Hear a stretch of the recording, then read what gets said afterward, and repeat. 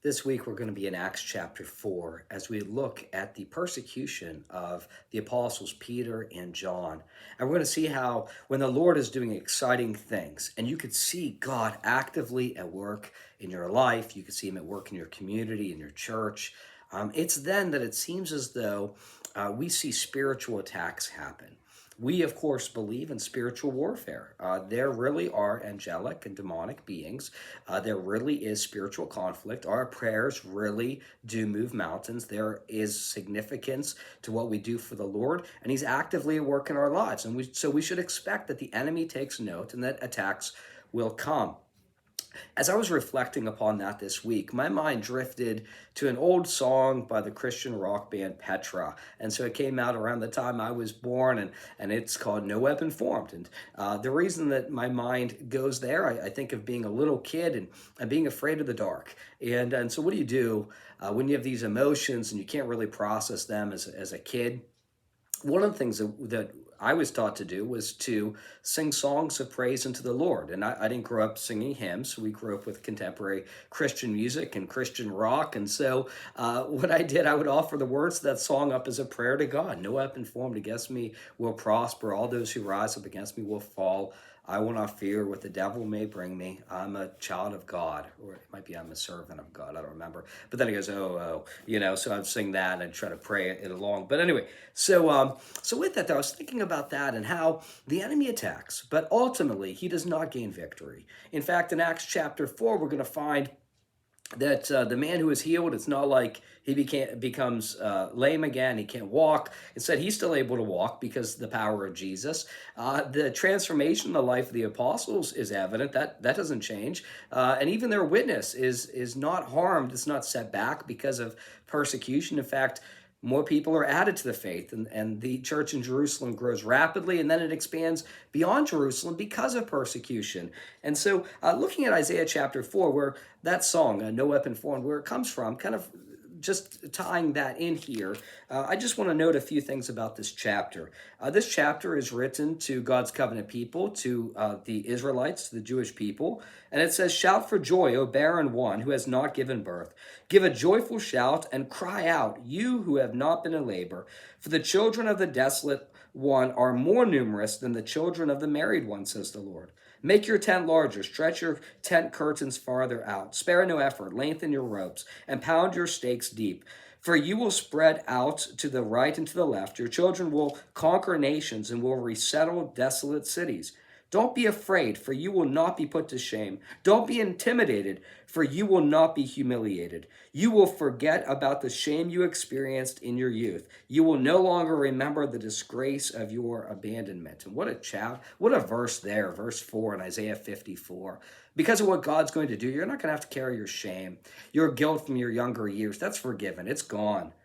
He says, "For your husband is the one who made you." And the Lord so often describes Israel as being his bride, and that's what he's saying here. "The Lord of heaven's armies is his name. He is your protector, the Holy One of Israel. He is called God of the entire earth. Indeed, the Lord will call you back like a wife who has been abandoned and suffers from depression, like a young wife when she has been rejected, says your God.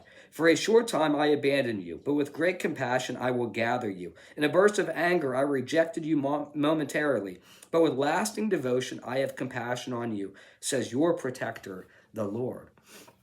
What God begins to address here to the Israelites, what he really has been describing, and he continues to through Isaiah, is the fact that the people would be driven away from the promised land. He's writing to the southern kingdom of Judah. They would be carried off to Babylonian captivity because of their lack of faithfulness. But God would restore them, and he would bring them back to lands that were desolate, and he would bless them. He would become their protector. They would enter into this new covenant. And so he begins describing the heirs of the new covenant, a binding agreement between God and man. And he says, in this world, there's a lot of hostility. And there are things that we've done for which we could have shame and guilt, but those things are gone. They're forgiven. And now you are my people, and I am your God.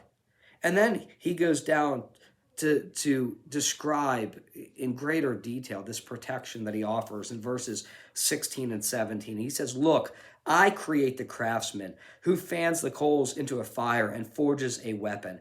I create the destroyer so he might devastate. No weapon forged to be used against you will succeed.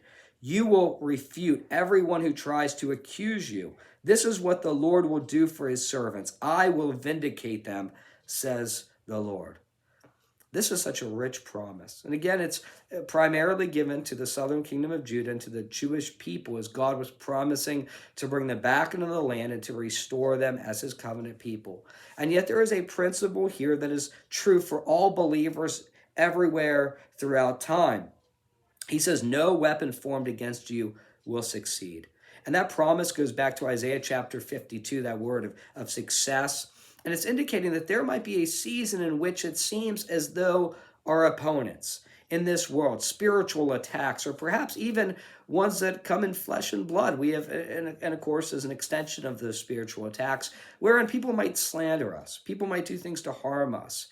Very real consequences exist in a fallen world filled with sinful people. We all sin and struggle and might even bring harm to other people. And here he says, but that success will not prolong. It will not go throughout all eternity.